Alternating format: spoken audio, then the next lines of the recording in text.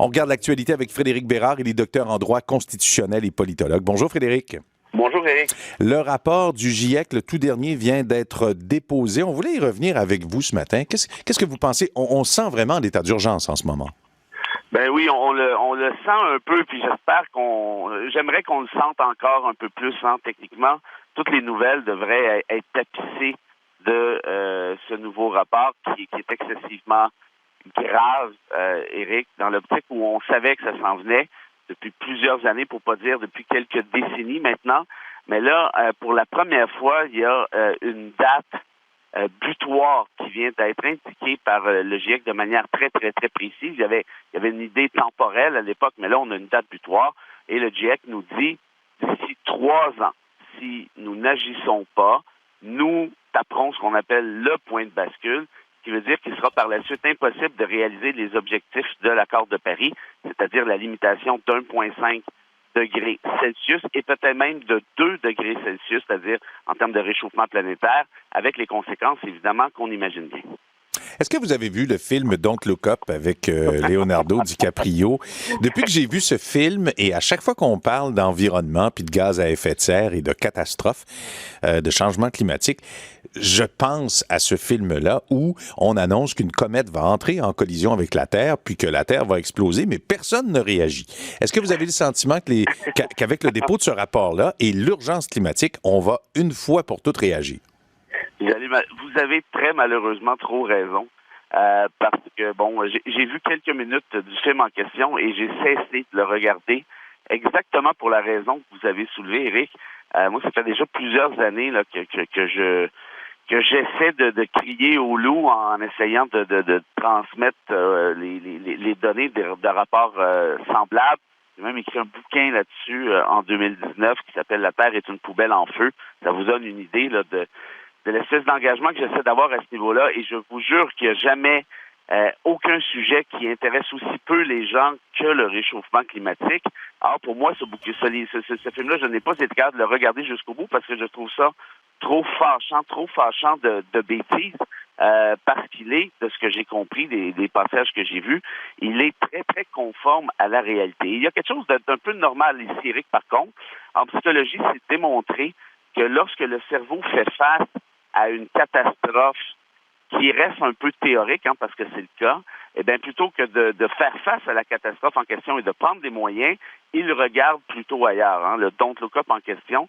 Donc, très clairement, on est dans une situation comme celle-ci, ce qui est absolument dommage. Par contre, je vois la réaction depuis 2 jours, en fait, depuis la sortie du rapport en question, et je suis d'avis qu'il y a peut-être un petit changement de paradigme dans le traitement médiatique, en espérant que celui-ci augmente d'autant. Autre sujet, est-ce qu'on devra regarder ailleurs demain lors du dépôt du budget fédéral? Oui, ça peut-être on est mieux de regarder correctement parce qu'au final, ça reste notre argent. Mais bon, évidemment, il y a une dynamique qui est nouvelle maintenant, c'est-à-dire l'entente entre les libéraux et le NPD vient changer par définition la façon de faire potentielle là, d'un point de vue budgétaire. On sait que le parti de Jagmeet Singh a accordé sa confiance au gouvernement Trudeau en échange d'une assurance nationale en termes de médicaments et d'une assurance nationale en termes de santé dentaire. Ce sont 2 sujets qui touchent directement les provinces. Est-ce que le gouvernement Trudeau va aller de l'avant à cet effet-là? Si oui, tout ça coûtera combien? Ça reste à voir. À titre personnel, je pense que c'est une excellente idée, mais reste que d'un point de vue budgétaire, évidemment, il faudra prévoir les sommes afférentes. Et l'autre enjeu qui est probablement encore plus important d'un point de vue momentané, si je peux dire, c'est toute la question de l'inflation. Est-ce que la ministre des Finances, Freeland, ira dans le même sens que le gouvernement Legault au Québec, c'est-à-dire accorder des 500 piastres à peu près tout le monde, histoire de plaire? Je ne crois pas que ce soit la bonne solution en matière d'inflation quand on y pense. Là. C'est une fournaise de l'économie qui roule à chaud dans le tapis, alors si chacun y rajoute sa bûche, probablement qu'on n'améliore pas l'affaire, même à vrai dire, on l'empire. Donc tout ça restera à voir, mais le défi qui s'offre à Freeland, c'est celui-ci. Essayer de stopper, modérer du moins l'inflation, tout en tentant de plaire à une partie de la population qui, disons-le franchement, en arrache parce que le panier d'épicerie coûte plus cher, parce que l'essence coûte plus cher, parce que le logement coûte plus cher. Bref, faudra donner aussi une espèce d'espoir à cette partie importante de la population. Est-ce que vous seriez surpris de voir un chèque arriver ou encore un crédit d'impôt du fédéral, comme il n'y a pas d'élection dans l'air, là? Je veux pas être tannant, mais au Québec, il y aura élection à l'automne. Est-ce que ça a joué? C'est pas moi qui vais répondre, mais quand même, ça vous surprendrait?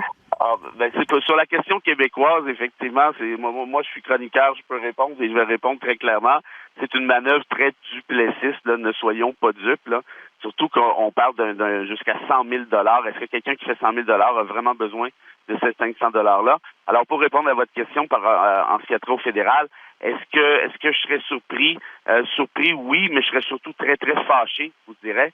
Par contre, si on y allait intelligemment, ce qu'on ferait, ce serait par l'entremise d'un crédit d'impôt, un crédit de solidarité envers les ménages qui en ont le plus besoin. Ça, je serais tout à fait en faveur d'eux. Et de ce fait-là, c'est une mesure beaucoup plus intelligente pour lutter contre l'inflation. Tu ne rajoutes pas de l'argent dans l'économie, au contraire, et tu donnes un coup de main à ceux qui en ont besoin essentiellement.